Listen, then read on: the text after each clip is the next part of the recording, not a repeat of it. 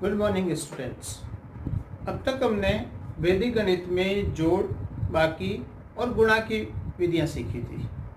आज हम वैदिक गणित में भाग करना सीखेंगे। वैदिक गणित में भाग करने की 3 विधियां हैं।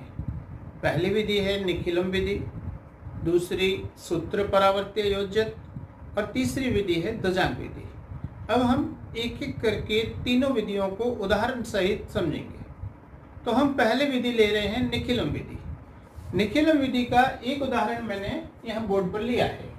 अब हम देखेंगे कि इसको किस प्रकार से हल किया जाता है। निखिलम विधि में हमें भाग करने के लिए सबसे पहले 3 खंड बनाने होंगे।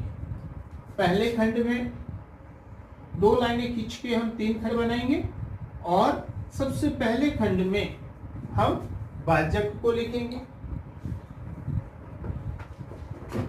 अब भाजक की पूरक संख्या ज्ञात करेंगे। पूरक संख्या ज्ञात करने के लिए सबसे पहले हमें इस भाजक के लिए एक आधार देखना होगा।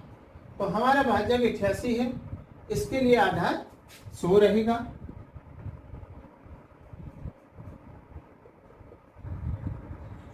और इसकी पूरक संख्या होगी। पूरक संख्या ज्ञात करने के लिए हमें आधार में से उस संख्या को, भाजक को घटाना होगा। यानी 100 में से 88 को घटाएंगे तो हमें 12 प्राप्त होगा। तो ये 12 इसकी पूरक संख्या है। हम भाजक के नीचे इसकी पूरक संख्या लिखेंगे। ये तो हो गया पहला खंड। अब भाज्य सबसे पहले तीसरे खंड में संख्या आएगी। आधार में जितने शून्य हो, भाज्य के अंतिम से उतने अंक तीसरे खंड में लिखे जाएंगे। आधार में 2 जीरो है, तो इस भाज्य के अंतिम 2 अंक यहाँ तीसरे खंड में लिखे जाएंगे और शेष अंकों को मध्य खंड में लिखेंगे। तो ये तो हो गया प्रश्न को लिखना खंड के अंदर। अब इसको हल करना। अब मध्य खंड की पहले अंक को नीचे योगफल के स्थान पर लिख देंगे 1। अब इस 1 का इस पूरक संख्या से गुणा कर अगले अंकों के नीचे इसको लिखा जाएगा। अब 1 का अगर हम 12 से गुणा करते हैं तो 12 आएगा। इस 12 को अगले 2 अंकों के नीचे 1 और 2 इस प्रकार लिखा जाएगा। अब दूसरे स्तंभ का योग करेंगे। दूसरे स्तंभ में 0 और 1 इसका योग हो जाएगा 1। अब इस 1 को 12 से गुणा करेंगे, 12, और फिर उसको अगले 2 अंकों के नीचे लिख देंगे। इस प्रकार हम ये प्रक्रिया चलती रहेगी जब तक कि मध्य खंड के सभी अंकों के साथ ये प्रक्रिया समाप्त नहीं हो जाए। अब मध्य खंड के 2 अंक थे, दोनों के साथ हमने ये प्रक्रिया अपनाई। अब तीसरे खंड में जो संख्याएं हैं इनका योग करेंगे। 3 और 2 5, 1 और 2 3 और 1 4। तो देखिए ये जो मध्य खंड में 11 प्राप्त हुआ है वो है हमारा भागफल, और तीसरे खंड में जो संख्या प्राप्त हुई वो होगा शेषफल। तो यहां हमें भागफल प्राप्त हुआ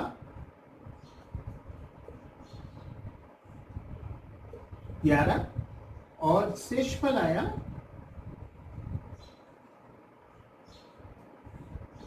45। तो ये थी निखिलम विधि से भाग करने की विधि। अब एक और उदाहरण लिया है मैंने निखिलम विधि का। उस उदाहरण में इससे थोड़ा सा परिवर्तन है। कार्य करने का तरीका यही रहेगा, अंत में आके थोड़ा सा परिवर्तन है। वो क्या परिवर्तन है उसको समझेंगे। सबसे पहले 3 खंड बनाएंगे। हमारा भाजक 8 है, इस 8 के लिए आधार 10 रहेगा और इसकी पूरक संख्या 10 में से 8 को घटाने पे 2 आता है, तो इसकी पूरक संख्या रहेगी 2। अब आधार में 1 जीरो है, तो भाज्य का अंतिम से 1 अंक तीसरे खंड में और भाज्य के शेष अंक मध्य खंड में। अब आप 3 नीचे लिखेंगे पहली संख्या को। इस 3 का 2 से पूरक संख्या से गुणा करेंगे, ये आएगा 6। इसको दूसरे अंक के नीचे लिखना। अब दूसरे स्तंभ की संख्याओं का योग करेंगे। 6 और 1 7। 7 का 2 से गुणा करेंगे 14। इसको अगले खंड में। मध्य खंड की संख्याओं का काम पूरा हुआ। अब तीसरे खंड का योग करेंगे। तो हम यह योग करेंगे तो हमें योगफल 15 प्राप्त होगा। तो जैसा मैंने आपको अभी बताया था कि मध्य खंड में जो उत्तर आता है वो शेषफल भागफल होता है और तीसरे खंड में शेषफल प्राप्त होता है। अब देखिए यहाँ पर हमारा भाजक 8 था और शेषफल कभी भी भाजक से बड़ा नहीं आना चाहिए, जबकि यहाँ पर शेषफल 15 प्राप्त हुआ है जो 8 से अधिक है। तब हम क्या करेंगे, इस 15 में 8 का भाग और देंगे। 15 में 8 का भाग एक बार जाता है, इसलिए हम भागफल में a प्लस कर देंगे और शेषफल में से 8 को घटा देंगे। तो नीचे शेषफल प्राप्त होगा 7 और भागफल आ जाएगा 38। तो इस प्रकार से ये भागफल और शेषफल, ये भागफल प्राप्त हुआ 38 और शेषफल प्राप्त हुआ 7।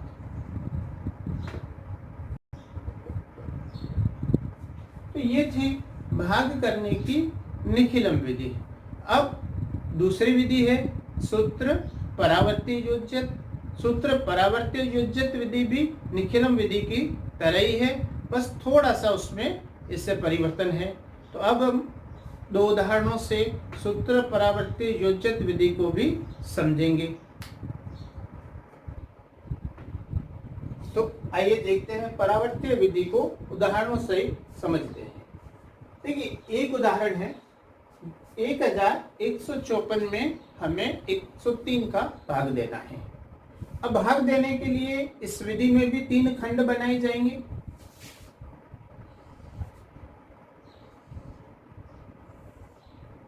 हमारे भाजक 103 है, तो पहले खंड में भाजक लिखेंगे 103। अब भाजक 103 के लिए आधार 100 रहेगा।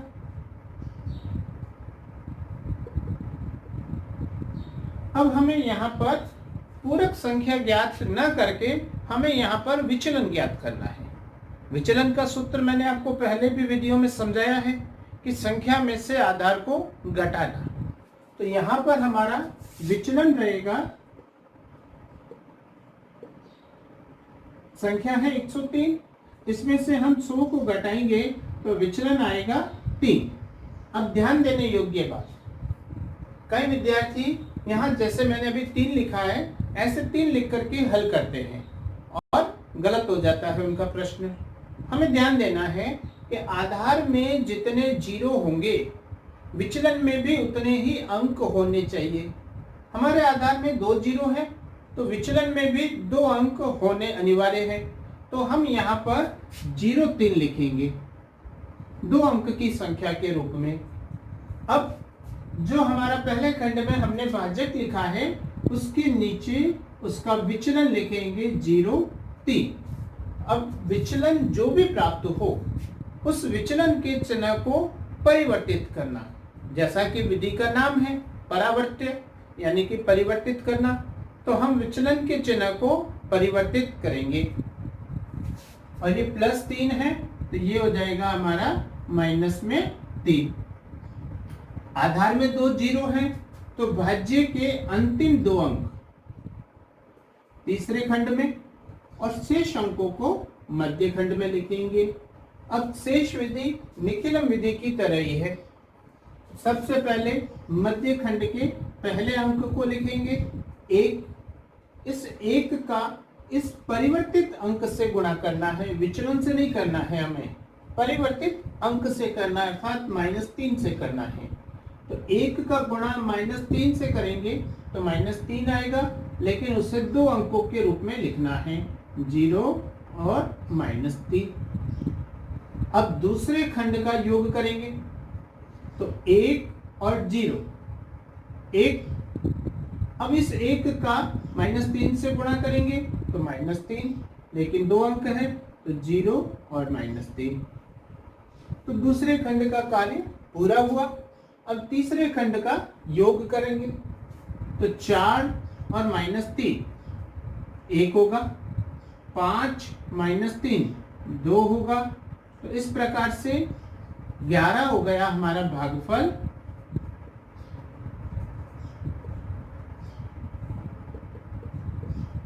और शेषफल हमें प्राप्त हुआ 21।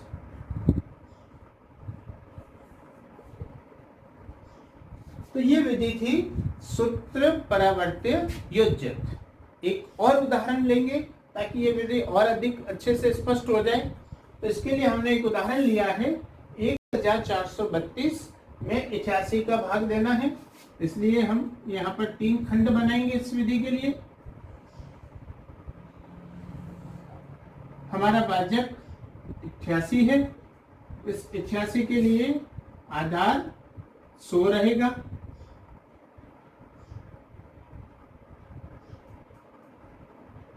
और इसका विचलन संख्या में से आधार घटाना, 88 में से 100 घटाएंगे तो माइनस के 12 आएगा।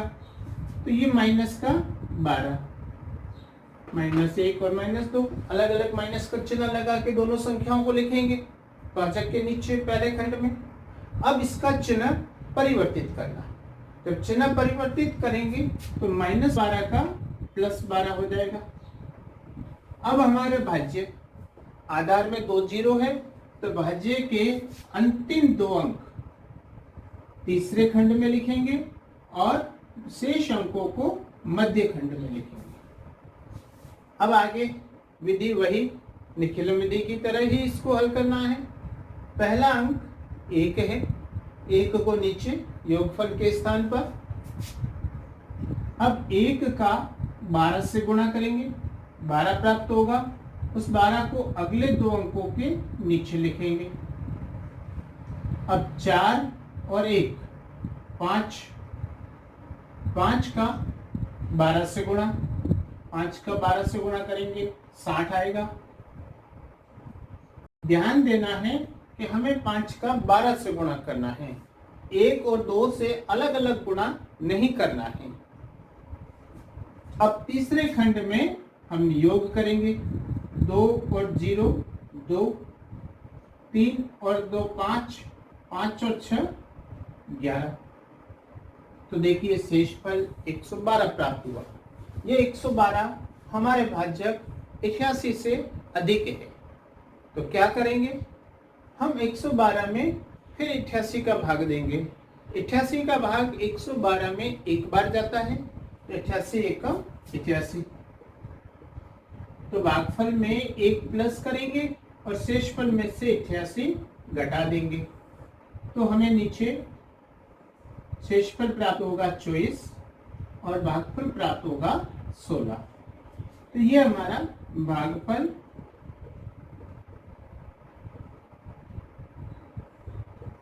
16 और शेषफल 24।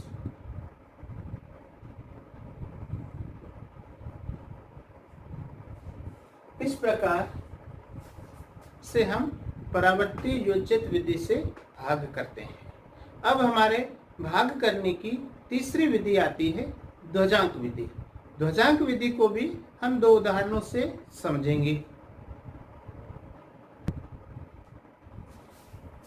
देखिए मैंने 2 उदाहरण लिए हैं। पहला उदाहरण है 98,765 में 87 का भाग देना है, यानी हमारा भाजक 2 अंक का है। और दूसरे उदाहरण में हमने भाजक 3 अंक का लिया है। अब हम दोनों विधियों को, दोनों तरीकों को समझेंगे। ध्वजांक विधि में भी भाग करने के लिए 3 खंड बनाते हैं।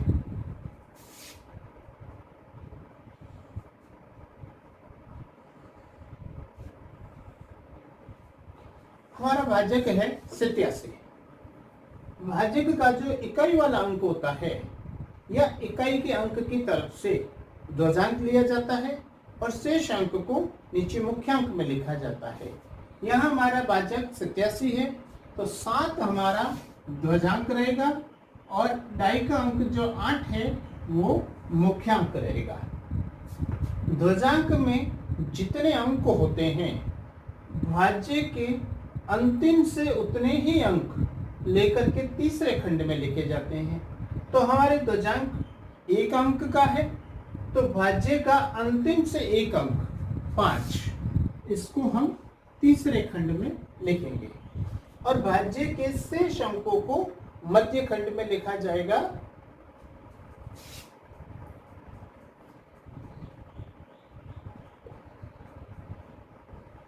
मध्य खंड में भाज्य को लिखते समय, अंकों को लिखते समय उनके बीच में थोड़ा सा स्थान रखना है ताकि 1 अंक लिखा जा सके, इतना स्थान। अब देखिए इसमें हमें मुख्यांक का भाग देना है। सबसे पहला अंक है भाज्य का 9। 9 में हम 8 का भाग देंगे, 1 बार जाएगा और शेषफल में 1 प्राप्त होगा।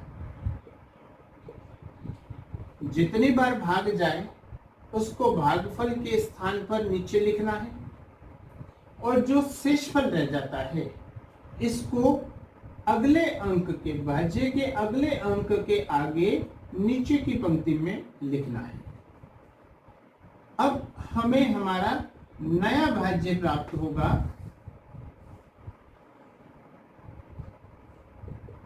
1 और उसके पीछे देखेंगे 8 यानी कि 18। लेकिन हमें ध्यान रखना है इस नए भाज्य में सीधा 8 का भाग नहीं देना है, पहले हमें संशोधित भाज्य प्राप्त करना होगा। संशोधित भाज्य कैसे ज्ञात करते हैं कि जो हमारा नया भाज्य प्राप्त हुआ है इसमें से जो हमें भागफल प्राप्त हुआ है इसका ध्वजांक से गुणा करके घटाएंगे। घटाने पे जो संख्या आएगी वह हमारा संशोधित भाज्य होगा और उस संशोधित भाज्य में हम 8 का भाग देंगे। तो हमारा संशोधित भाज्य हुए यहाँ पर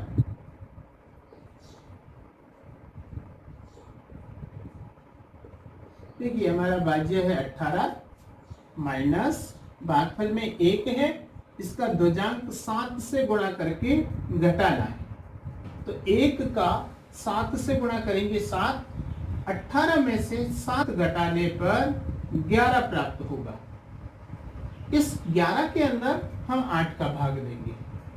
तो 11 में अगर 8 का भाग देते हैं तो 1 बार भाग जाएगा और शेषफल में 3 रहेगा।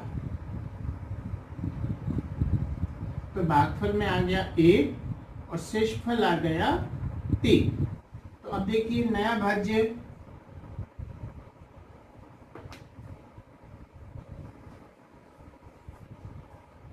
सैंतीस, तो संशोधित भाज्य क्या होगा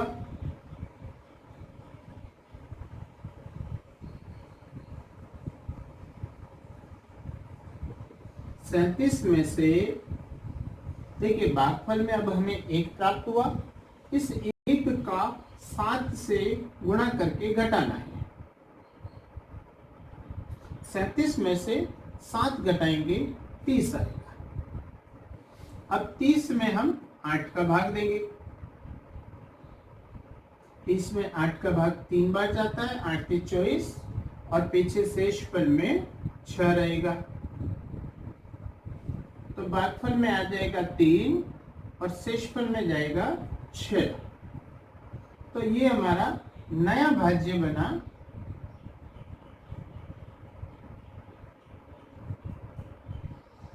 66। अब संशोधित भाज्य, संशोधित भाज्य के लिए क्या करेंगे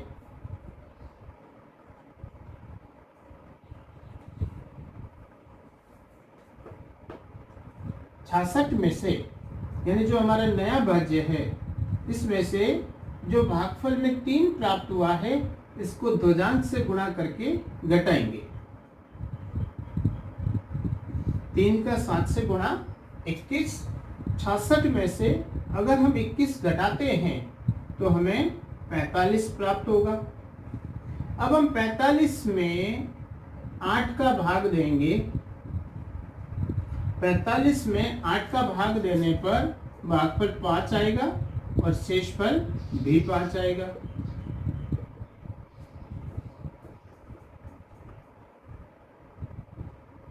तो देखिए, अब दूसरे खंड की संख्याएं पूरी हो चुकी है। अब तीसरे खंड में देखिए, नया भाज्य आपका बन गया 55। अब इसमें से हमें क्या घटाना है?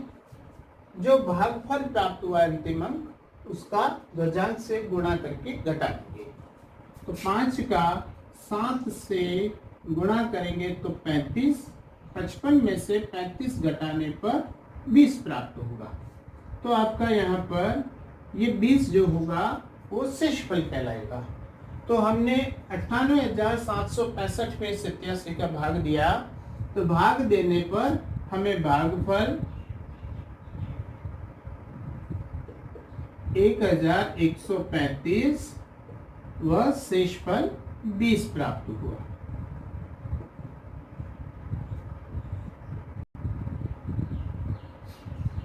ये थी ध्वजांक की एक विधि जिसमें हमने ध्वजांक 1 अंक की संख्या ली है। अब इसमें यदि ध्वजांक 2 अंक की संख्या हो तो वो भाग किस प्रकार करते हैं उसको एक दूसरे उदाहरण से समझेंगे कि जब भाग ध्वजांक के अंदर 2 अंक की संख्या हो।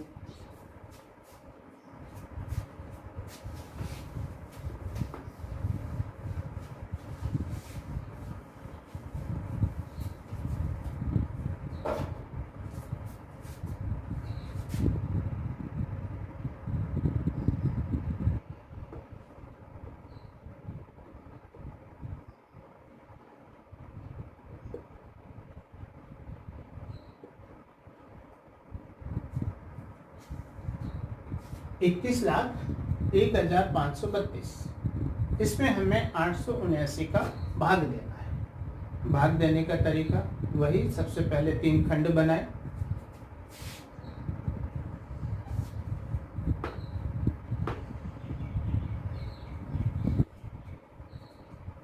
हमारा भाजक है 879, 3 अंक की संख्या है।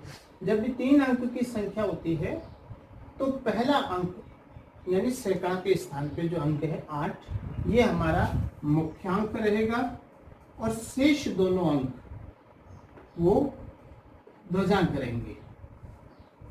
अब ध्वजांक में जितने अंक होते हैं भाज्य के अंतिम से उतने ही अंक तीसरे खंड में लिखे जाएंगे। तो यहाँ तीसरे खंड में हम 32 लिखेंगे, अंतिम 2 अंक, और शेष अंकों को भाज्य के शेष अंकों को मध्य खंड में लिखा जाएगा। काम करने का तरीका वैसा ही है, बस थोड़ा सा परिवर्तन होगा क्योंकि ध्वजांक 2 अंक का है। शुरुआत करते हैं और उस परिवर्तन को भी समझेंगे। सबसे पहले 8 जो हमारा मुख्यांक है, इसका भाग 2 में नहीं जाएगा, 21 में देंगे।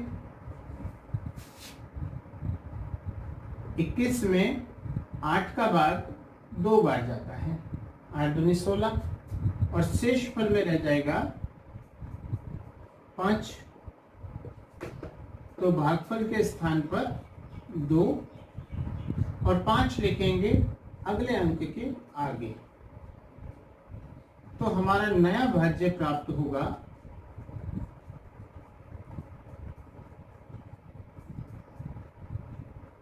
50।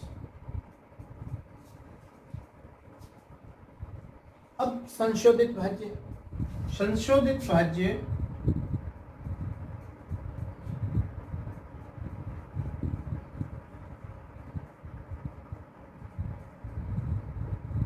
प्राप्त करने के लिए जब भी 2 अंक ध्वजांक में होते हैं तो हर बार एक ही स्टेप को दोहराना है।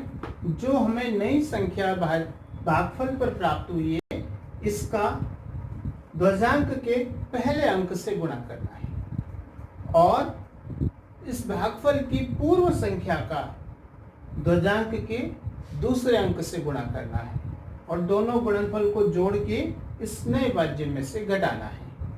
अभी फिलहाल हमारे पास भागफल में केवल एक संख्या है, तो हम 2 का ध्वजांक के पहले अंक से यानी 7 से गुणा करके घटाएंगे।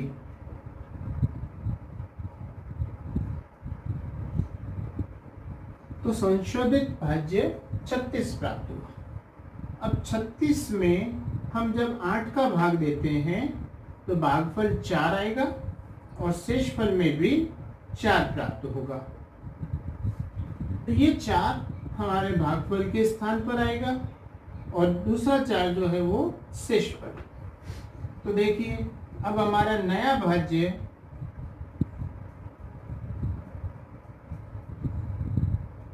41 आया और संशोधित भाज्य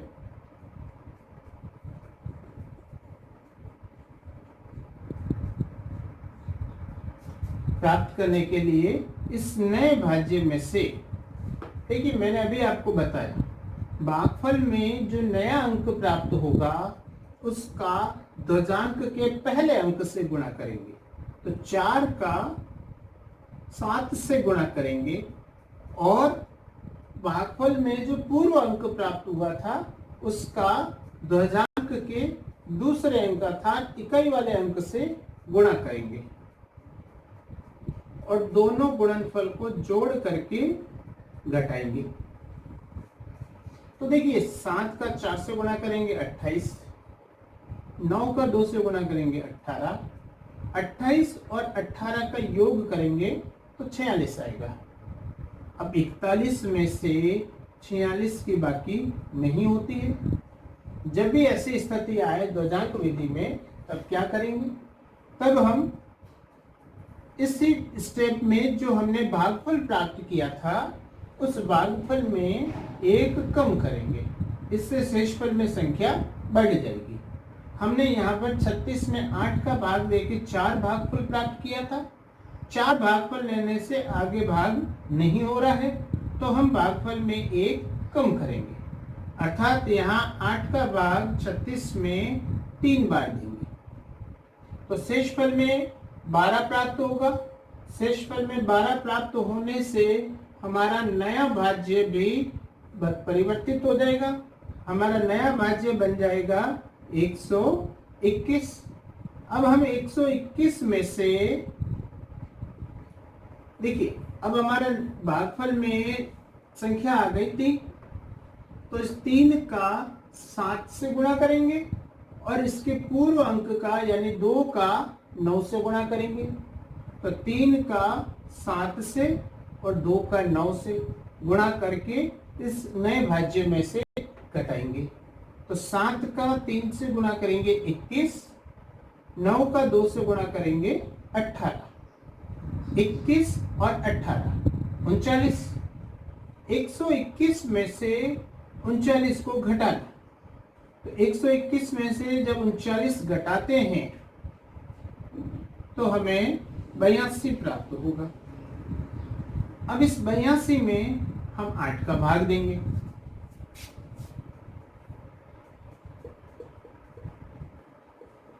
देखिए ऐसे तो भाग 8 का 82 में 10 बार जाना है, लेकिन दशांक विधि में अधिकतम भाग 1 अंक तक दिया जाता है, अर्थात हम इसमें जब 8 का भाग देंगे तो अधिकतम 9 बार दे सकते हैं, 9 से अधिक भाग नहीं दिया जा सकता। तो 8 का भाग 82 में 9 बार देंगे, 8 9 72 और पीछे शेषफल में रहेगा 10।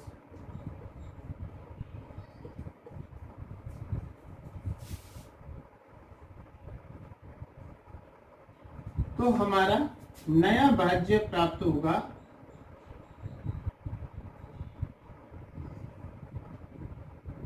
105।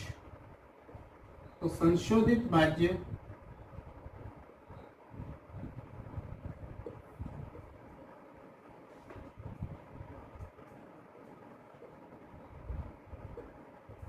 देखिए भागफल में नया अंक आया है 9। तो जो नया अंक आता है उसका ध्वजांक के पहले अंक से गुणा करना, यानी 9 का गुणा 7 से करेंगे और जो इसका पूर्व अंक है भागफल में अर्थात 3, इसका ध्वजांक के दूसरे अंक से गुणा करेंगे। तो 3 का 9 से गुणा करेंगे। अब इन दोनों के योगफल को घटाएंगे। तो देखो 7 9 63 और 9 इंटू 3 27, 63 और 27 90 हो जाएगा। 105 में से 90 घटाएंगे तो 15 प्राप्त होगा। अब 15 में हम 8 का भाग देंगे। 15 में 8 का भाग देने पर भागफल 1 आएगा और शेषफल 7 प्राप्त होगा। तो भागफल के स्थान पर 1 और शेषफल 7 लेंगे। अब तीसरे खंड में जो संख्या प्राप्त होगी वहां से शेषफल प्राप्त होना है। तो यहाँ पर नई संख्या बन गई 732। शेषफल प्राप्त करने के लिए वही विधि जैसा कि हम संशोधित भाज्य के लिए करते हैं। नया भागफल आया, इसका ध्वजांक के पहले अंक से गुणा करना है, यानी 1 का 7 से, प्लस इसका जो पूर्व अंक होगा उसका ध्वजांक के दूसरे अंक से, यानी 9 का 9 से। इन दोनों का गुणनफल का जो योग आएगा उस योग को 10 से गुणा करेंगे, क्योंकि हम यहाँ शेषफल ज्ञात कर रहे हैं। अब इसके बाद ये जो अंतिम अंक है ध्वजांक का 1, इसका भी इस ध्वजांक के दूसरे अंक 9 से गुणा होना बाकी है, इस भागफल के अंतिम अंक का। तो हम यहाँ पर 1 का 9 से गुणा करेंगे। अब इस पूरे मान को 732 में से घटाना है। तो अब देखेंगे 7 का 1 से गुणा 7, 9 का 9 से गुणा 81, 81 और 7 88, 88 का 10 से गुणा करेंगे 880, और 9 का 1 से गुणा करेंगे 9। तो 880 और 9 889, 889 732 में से बाकी नहीं होती है। तो जब बाकी नहीं हो तब क्या करना है कि इस पद से जस्ट पहले वाले स्टेप में हमने जो भाग किया था, 15 में 8 का भाग दिया था, उसके भागफल में 1 कम करेंगे यदि बाकी नहीं हो रही है। तो यहाँ पर हम 15 में हमने 8 का भाग 1 बार दिया था, तो इसके भागफल में 1 कम करके अगर हम 0 बार भाग देते हैं तो ये 15 का 15 हमारा शेषफल रहेगा, 0 हो जाएगा और शेषफल के स्थान पर 15 होगा। तो इससे हमारा नया भाज्य बन जाएगा 1532। अब हमें संशोधित भाज्य ज्ञात करके शेषफल प्राप्त करना है। तो इसके लिए जो नया भागफल आया है इसका ध्वजांक के पहले अंक 0 का 7 से गुणा करेंगे और इसका पूर्व अंक 9 का 9 से गुणा, और दोनों गुणनफल का जो योग आएगा उसका 10 से गुणा। अब अंत में जो ये नया भागफल है इसका अभी ध्वजांक के दूसरे अंक से गुणा होना शेष है। तो 0 का गुणा 9 से करेंगे अंत में। तो अब इस पूरे मान को 1532 में से घटा देंगे। देखिए 0 का 7 से गुणा करेंगे 0, 9 का 9 से गुणा करेंगे 81, 81 प्लस 0 यानी कि 81, उसका 10 से गुणा किया 810, 0 का 9 से गुणा 0। अब इन दोनों संख्याओं को 1532 में से घटा देंगे तो हमें प्राप्त होगा 722। तो ये हमारा शेषफल रहेगा और हमारा भागफल रहेगा 2390। तो यहाँ पर हमें भागफल 2390 और शेषफल 722 प्राप्त हुआ। तो ये थी हमारे भाग करने की ध्वजांक विधि।